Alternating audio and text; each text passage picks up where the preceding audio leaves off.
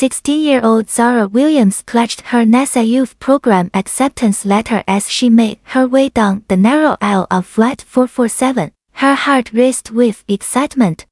Atlanta waited, and with it, her dreams of space exploration.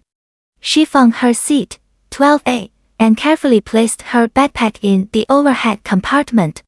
"Excuse me, miss," said an older woman in the row behind her. "Are you sure you're in the right seat?" Zara checked her boarding pass again. "Yes, ma'am.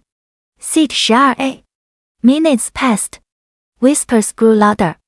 A man in a business suit leaned forward. "Flight attendant. There's been some kind of mistake here." The flight attendant approached with a forced smile.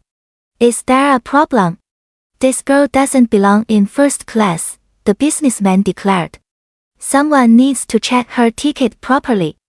Zara's cheeks burned with embarrassment. "My ticket is valid.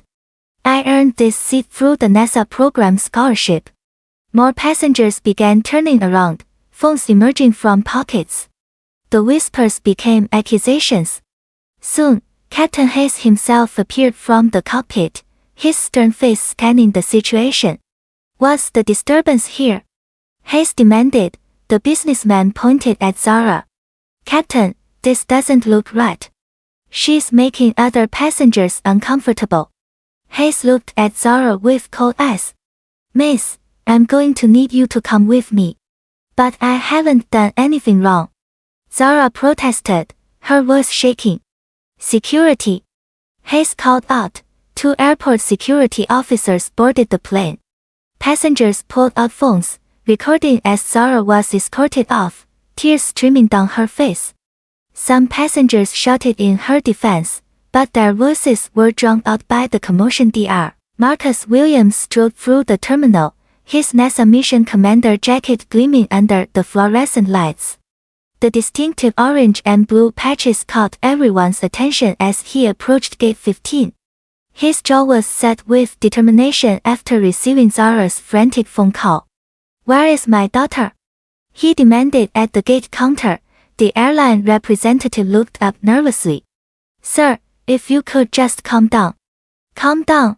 Marcus's voice carried across the waiting area. "You removed a 16-year-old girl from a flight she was legally entitled to board."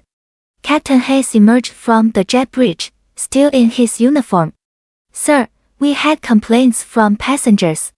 Security protocols required." Marcus stepped closer, his NASA insignia impossible to ignore. "I'm Dr. Marcus Williams, mission commander for the upcoming Mars expedition. That girl you just humiliated. She's my daughter, and she earned her seat through academic excellence." Guests rippled through the crowd. Phones were already recording, live streaming the confrontation across social media platforms. The hashtag #Zara Williams began trending within minutes. "This is discrimination, pure and simple," Marcus continued, his voice steady but furious. "You saw a young black woman in first class and assumed she didn't belong there." Hayes stammered, "We were just following procedure." "Whose procedure?" "The one that targets passengers based on skin color." Marcus pulled out his phone. "CNN, Fox News, and 3 other networks are already calling me. This story is going global, Captain." The airline manager rushed over, panic evident in her eyes. Passengers in the waiting area began chanting Zara's name. The situation was spiraling beyond anyone's control. Social media exploded with outrage. Videos of Zara's removal played on every major news outlet. The airline's stock price began dropping in real time as the story gained momentum. Within hours, investigative journalists began digging into Captain Hayes' employment record. What they found sent shockwaves through the aviation industry. Hayes had been involved in 7 similar incidents over the past 3 years, all involving passengers of color being removed from flights under questionable circumstances.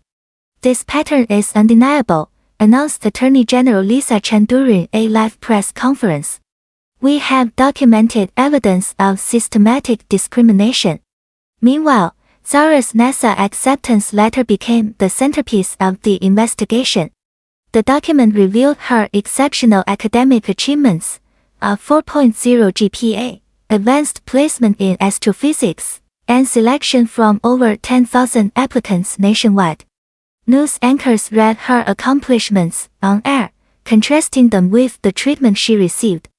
"This young woman represents the future of American space exploration," declared NASA Director Thompson. "The fact that she was profiled and humiliated is absolutely unacceptable." Public outcry reached a fever pitch. Protests erupted at airports across the country. The airline's customer service lines crashed from the volume of angry calls. Major sponsors began pulling their advertisements. Corporate headquarters called an emergency board meeting.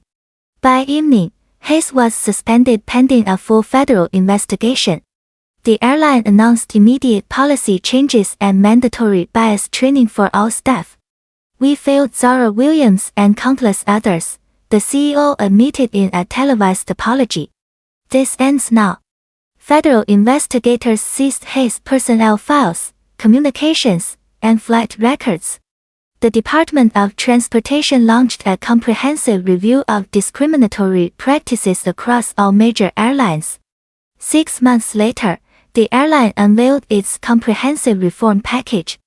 Zero-tolerance discrimination policies, bias training for all employees, and diversity oversight committees became standard practice. The company established the Zara Williams Scholarship Fund for underrepresented students pursuing aviation and aerospace careers. Zara stood confidently at the podium during the airline's public ceremony. "Today marks not just an apology, but a commitment to change," she declared to the packed auditorium. Her voice carried strength that surprised even herself.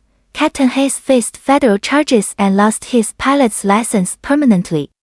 His case became a landmark precedent for addressing discrimination in transportation. Father and daughter became powerful advocates, speaking at conferences nationwide.